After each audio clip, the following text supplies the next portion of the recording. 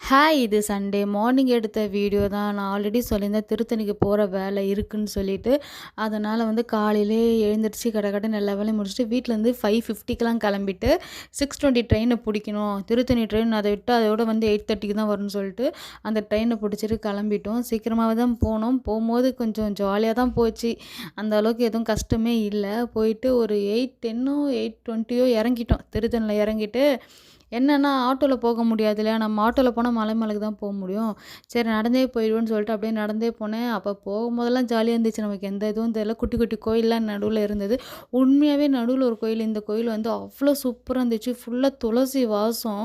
இந்த லக்ஷ்மி நாராயணன் கோயில் செம்மையாக இருந்துச்சு. சின்ன கோயிலாக இருந்தாலும் அது ரொம்ப பழைய கோயில் போல இருக்குது. அது உள்ளே இருக்கும்போது அவ்வளோ ப்ளசண்ட்டாக இருந்துச்சு.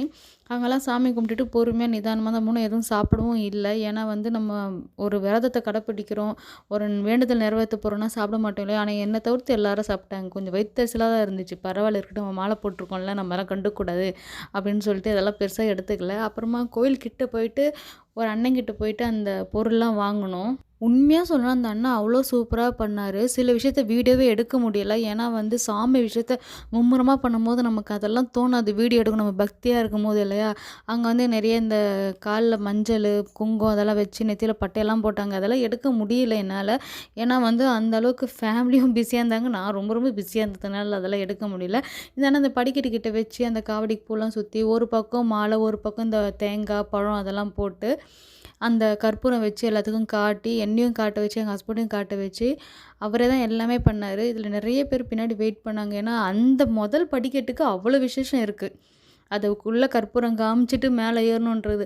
ஆனால் நம்ம இந்தமாரி ஒரு விஷயம் பண்ணுறோம்போது யாரையும் டிஸ்டர்ப் பண்ணாமல் அழகாக ஒதுங்கி நிற்கிறாங்க.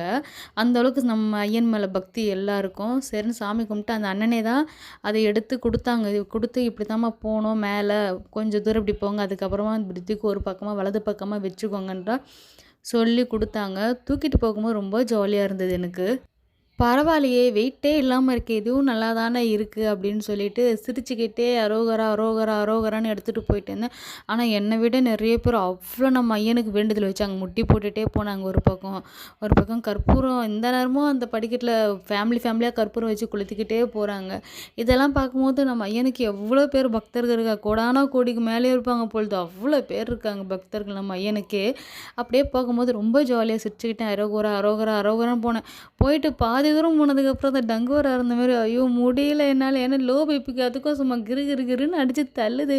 ஆனால் என் பையன் மட்டும் இல்லைன்னா அவ்வளோதான். எனக்கு என் ஹஸ்பண்ட் என் பொண்ணை பார்த்துக்கிட்டாரோ, அதனால் என் கிட்ட அவர் வராதனால என் பையன் தான். அப்போ தான் தெரிஞ்சுது நமக்கு பையன் எவ்வளோ முக்கியம் ஒரு சில விஷயத்துக்குன்னு சொல்லிட்டு. இதில் என்னென்னா நம்ம போனது ஸ்பெஷல் டிக்கெட் தான் சாமியை பார்க்குறதுக்கு. ஆனால் என்னென்னா ரொம்ப கூட்டம் அதிகமாக ஓப்பன் பண்ணி விட்டாங்க. சாதா டிக்கெட்டையும் ஸ்பெஷல் டிக்கெட்டையும் ஓப்பன் பண்ணவோ சும்மா கலந்து அடிச்சுட்டு ஓடுறாங்க. அந்த காவடியை என் பையன் எடுத்துக்கிட்டான். புஷ்பா காவடியை எடுத்துக்கிட்டு என் பையன் ஹைட்டில் தூக்கி வச்சுட்டு வரும்போது எனக்கு ரொம்ப கஷ்டமாக இருந்துச்சு. நம்ம பையன் இவ்வளோ கஷ்டப்படுறானேன்ட்டு. ஆனால் ஒருபடியாக நம்ம ஐயனை மன திருப்தியாக பார்த்துட்டு வந்தேன். இன்றைக்கான வீடியோ அதுக்கு என்ன பார்ப்போம். பாய்.